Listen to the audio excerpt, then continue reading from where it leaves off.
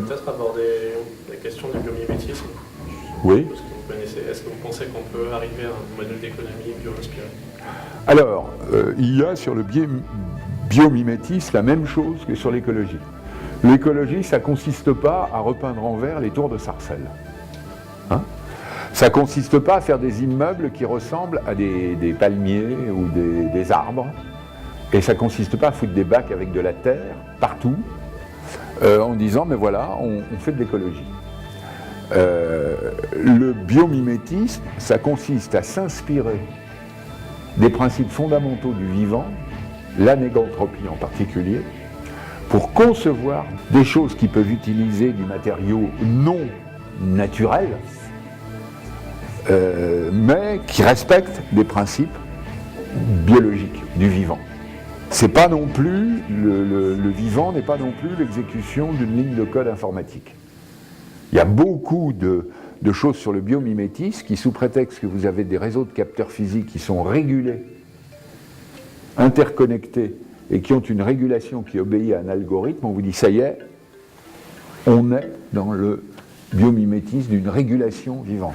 En fait, on n'est pas du tout dans une régulation vivante, parce que si les algorithmes fonctionnent de façon statistique classique, ils vont vous produire quelque chose qui est simplement la rationalisation, comme le drone, mal utilisé, ils vont vous produire une rationalisation de l'habitat, machin.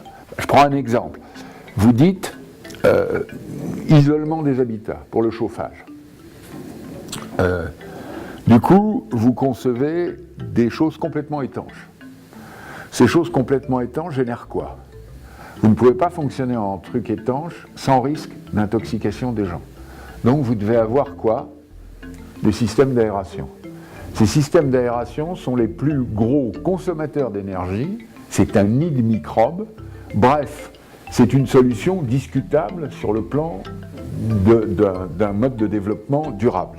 Ensuite, quand vous avez investi des millions, parce que ce qui coûte dans l'architecture, c'est les ouvertures, c'est les trous qu'on fait, et les trous qui ensuite sont étanchéifiés par des vitres, Quand vous avez dépensé des millions dans des bâtiments dits écologiques, et que vous vous apercevez petit à que par comportement les gens ouvrent, ça anéantit tous les espoirs que vous aviez dans la limitation de la consommation d'énergie, simplement parce que la chaleur fout le camp.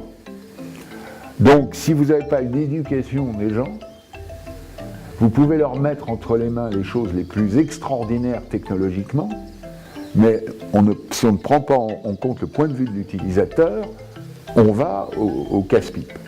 Ensuite, ce sont souvent des systèmes qui sont très consommateurs d'eau. L'idée de maintenir, alors moi je vais vous prendre le contre-exemple parfait, à Palerme, en Sicile, les Arabes ont construit au 9e ou 10e siècle un palais. Ce palais est un petit chef-d'œuvre d'utilisation intelligente des vents, des différentiels climatiques, etc.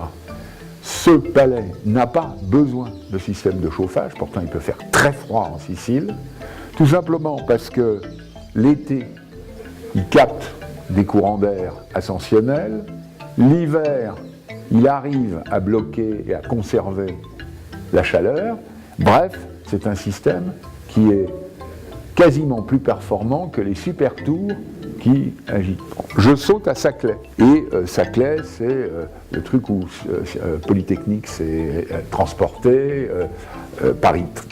Paris-Orsay, etc. Bon. Vous avez des systèmes ultra sophistiqués d'ouverture de bâtiments qui, que quoi, les ouvertures ne marchent pas. Elles ont été mises, le second œuvre a été sous-traité à des gens, les joints sont mal truqués, ils fuient. Parce que l'exécution de la qualité du bâtiment, si vous demandez à des gens qui ont travaillé dans l'industriel et qui ont l'habitude de sous-traiter, vous leur demandez de travailler à nouveau dans des normes extrêmement précises où on ne peut pas se contenter des choses, où on fait le truc jusqu'au bout, ou on ne le fait pas. Ben, vous n'avez pas la main-d'œuvre pour le faire. Donc l'entreprise à qui on a confié ça, qu'est-ce qu'elle a fait? Elle l'a sous-traité à la première. Elle était déjà une sous-traitante, elle l'a sous-traité à un sous-traitant qui a foutu un système qui ne marche pas.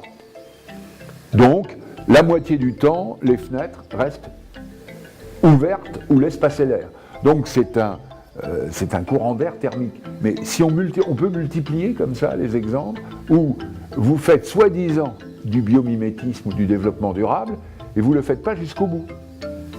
Alors, dans le cas du biomimétisme, le biomimétisme, c'est aussi, par exemple, intégrer, et je pense que ça va devenir une discipline, moi j'appelle ça l'économie, c'est-à-dire l'économie qui s'inspire des principes écologiques.